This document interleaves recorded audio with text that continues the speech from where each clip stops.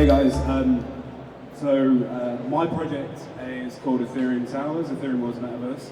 I'm going to briefly introduce myself to make sure. So I'm one of the co-founders of Ethereum Worlds. I've been fortunate enough this year to travel around in incredible conferences just like this, be part of various conversations very specific to social interactions in the Metaverse. But this is the first time that I've actually stood up and presented on my own, so please do go easy on me.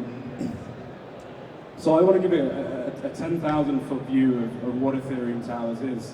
For anybody who hasn't heard of it, we have been around for some time. So the project launched in September of last year during the kind of bull market when Metaverse was a really hot buzzword. And back then we were known to be kind of the first vertical Metaverse. The concept is really simple. We are essentially, Ethereum Towers is essentially the first Genesis residence built in a new virtual world called Ethereum Worlds. The concept really came from a real community-focused project, and we actually positioned ourselves and our protocol as the digital hub for various communities. So for the first quarter of Ethereum Towers, we partnered with over 60 different communities. We gave them different floors, and essentially how it works is these towers are ridiculously big. They're filled with thousands of kind of unique apartment spaces that individuals, communities, organizations can own, and that's obviously represented on the Ethereum blockchain, hence the name. And we're really building a narrative around community-focused social interactions and bringing all the social interactions that you essentially do in the real world on a platform that's immersive.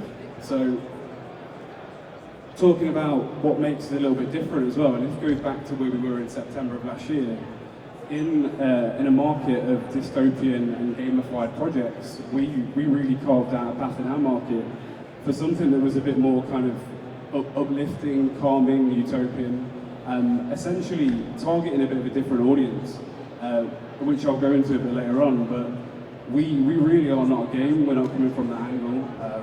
We work very much like a social platform. That's how we've always approached this project. Kind of the basic concept is within the towers, as you've seen, are apartments. These are virtual apartments. Currently they're represented on the Ethereum blockchain by an NFT. When we do launch towards the end of the year, the NFT will essentially represent your access to your own virtual apartment. They'll be customizable, designable, dividable, etc. So think of an individual or an organization or a particular community may use their apartment as a clubhouse hangout, or a fireside chat, a meet and greet, potentially an investment table, kind of anything that you could potentially do for a VR headset, anything you could do on a platform. We're trying to build those foundations that users can create experiences on. Here you'll see just a quick render of one of internal of the apartments.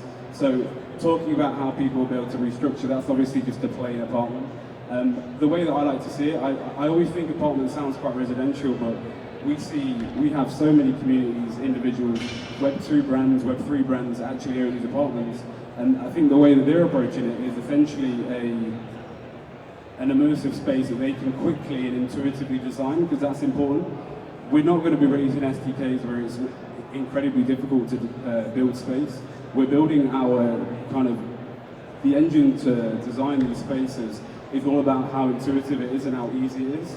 People that have limited time, people that have limited experience, they don't have to go for a complex SDK or essentially pay people or a company to build a space. They can do it themselves very easily, very quickly, and that's something really important to us. And in terms of other utility as well, we're gonna, you could talk about showcasing NFTs, all of the kind of standard stuff there. But really, for me, it's about building the foundation of the tool that people can execute quickly. And I think that's something the market's missing a little bit here.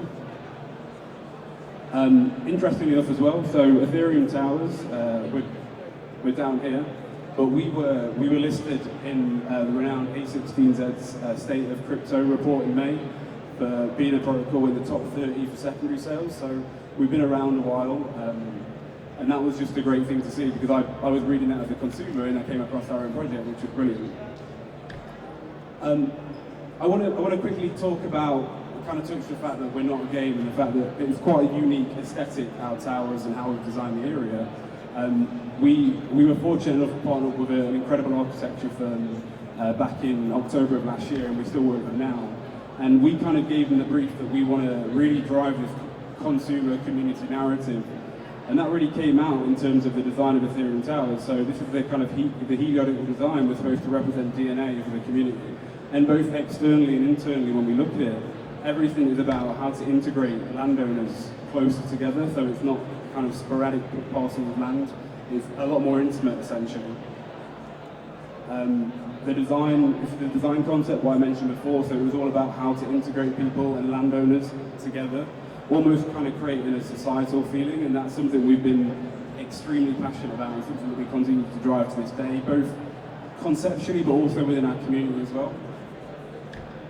And another really interesting fact about us as well is we actually have, these are some really, really early, very pixelated pictures of some of the created spaces around the apartment. So we think this blend is going to really help with immersion.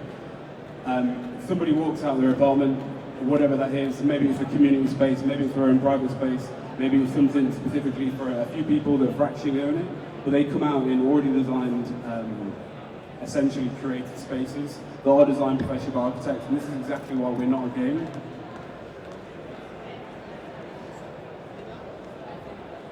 And again, just to play to that fact, how we build our entire environment is always working from architecture plans and architecture renders, which you'll see in a minute. It really just adds to the immersion of the experience for our early type build. It really is about building a platform, again, targeting a different type of audience that we believe is different for a lot of protocols. We recently actually did a survey of our Meet Your community, and the most prominent age groups in our discourse were 30 to 40 and 40 to 50, and I think that shows kind of how our brand and protocol is positioned.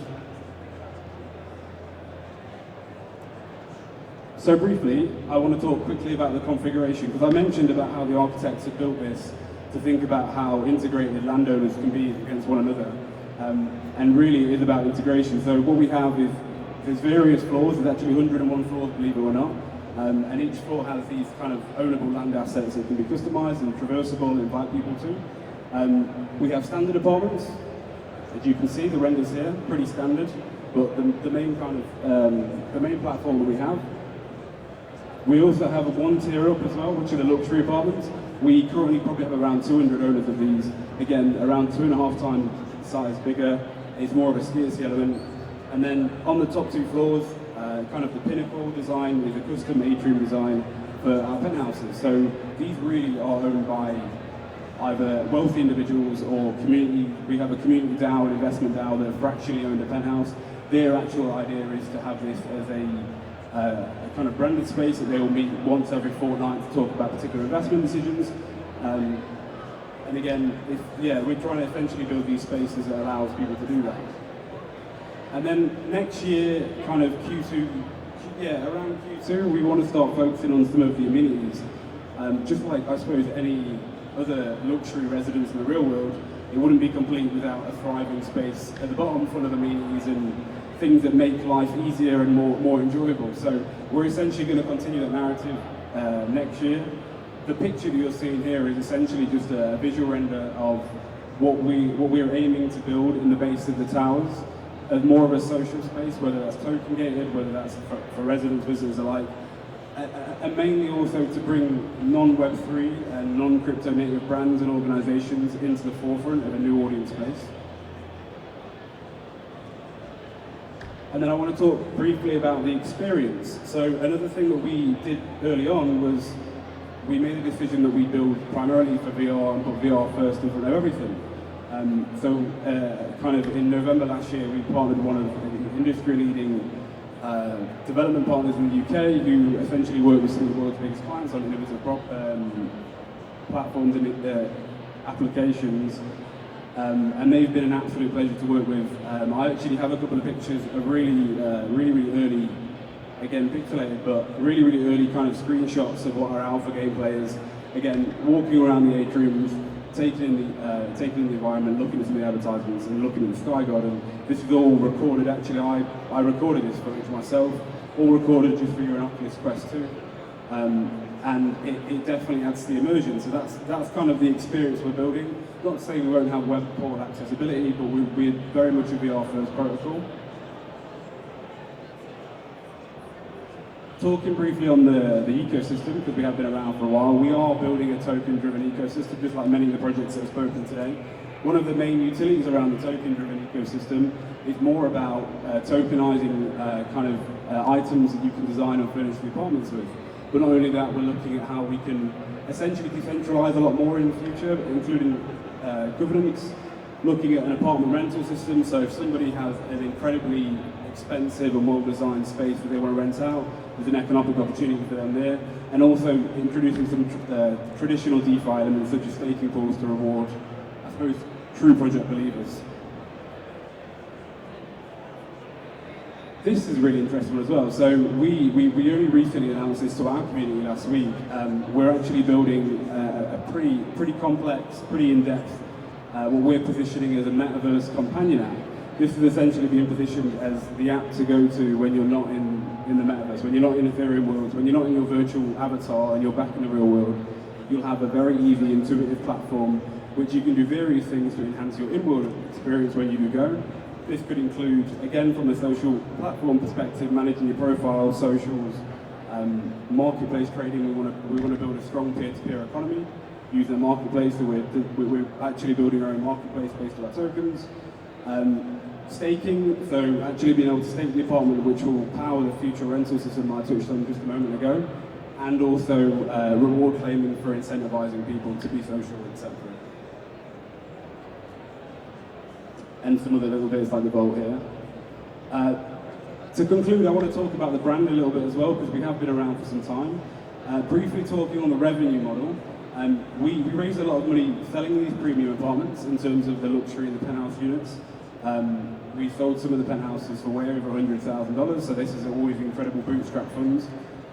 We also make a clear revenue stream of apartment royalties.